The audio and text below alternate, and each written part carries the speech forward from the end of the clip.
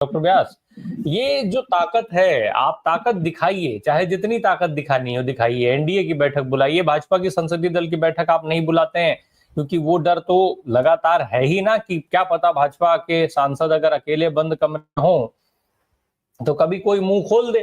कम से कम ये है कि भाई एनडीए में रहेंगे तो एक थोड़ा सा लोकलाज, एक डर भय बना रहता है कि एनडीए की संख्या ज्यादा है, इत्यादि इत्यादि। लेकिन ऐसी ताकत भी किस काम की कि आप ताकत दिखाने के लिए संसद भवन जाइएगा, लेकिन विपक्ष का सामना करने से भागना है इसलिए सदन में नहीं जाएंगे आप। तो ऐसी ताकत किस काम की? क्या ही फायदा है कि 56 इंच का सीना आप बात करेंगे, आप अपने को जो है कहेंगे कि मैं नॉन बायोलॉजिकल हूं, लेकिन चीन का नाम लेने से डरिएगा, पाकिस्तान का नाम लेने से डरिएगा, ट्रंप साहब पर जवाब देने से बचिएगा। वो डर आपको हमेशा सताता रहेगा। ट्रंप साहब का आप नाम नहीं ले सकते हैं, चीन का नाम नहीं ले सकते हैं, पाकिस्तान का नाम नहीं ले सकते हैं। डॉक्टर व्यास, धन्यवाद राय साहब, आपने मुझे ऐसी महत्वपूर्ण चर्चा में शामिल होने का मौका दिया।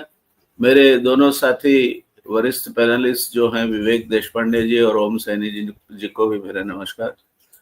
देखिए, दो तीन चीजें समझनी होगी। पहला प्रश्न है कि वो भारतीय जनता पार्टी के संसदीय दल की मीटिंग क्यों नहीं बुलाते।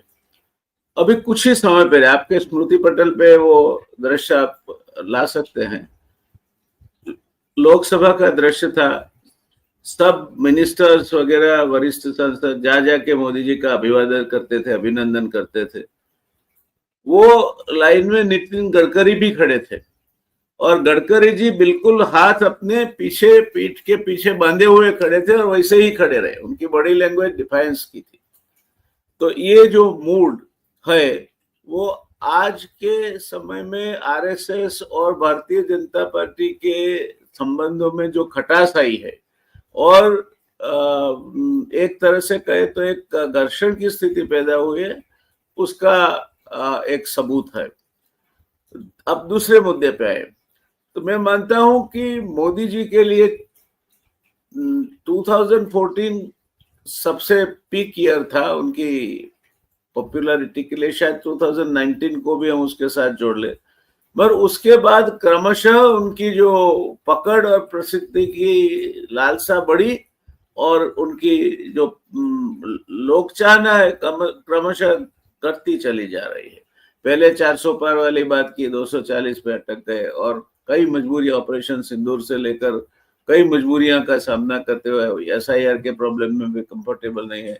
लैंग्वेज प्रॉब्लम है, महाराष्ट्र में भी, महाराष्ट्र तो उनकी सरकार है, फिर भी वहां मराठी भाषी और हिंदी भाषी का झगड़ा चल रहा है।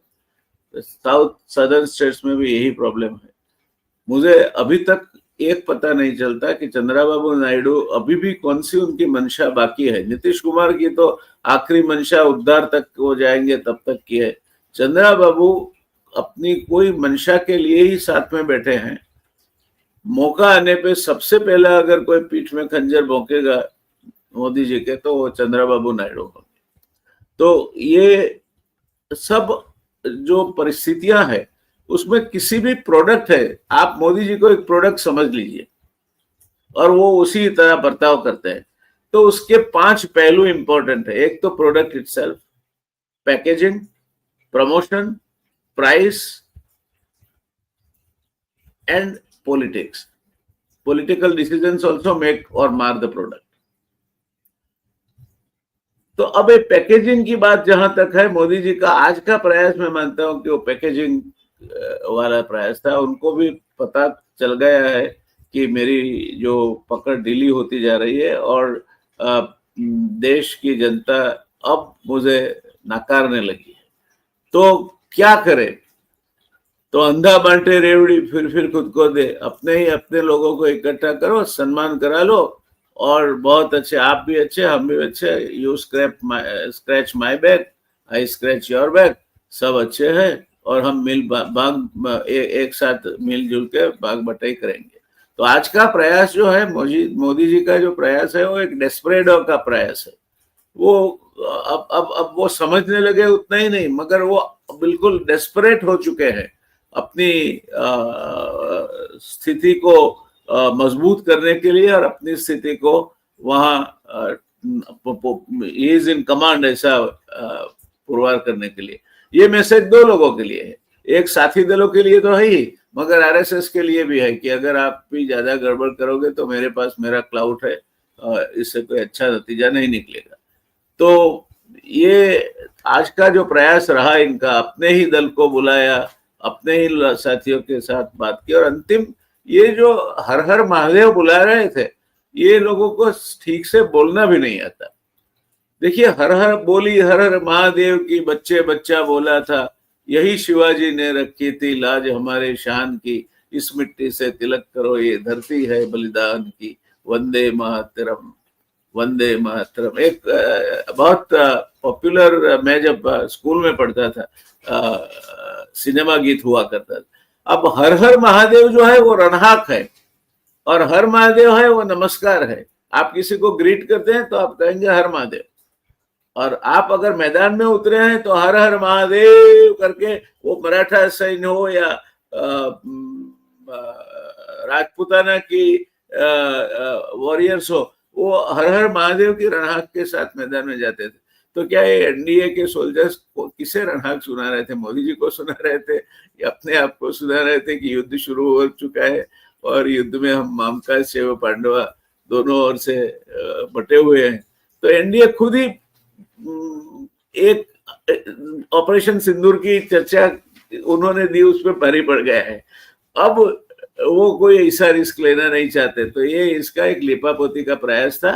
और इस तरह से donkey praises is own tail वाला जो प्रयास है, इस तरह के प्रयास लोकमानस के ऊपर असर जमाने के लिए सफल नहीं होते।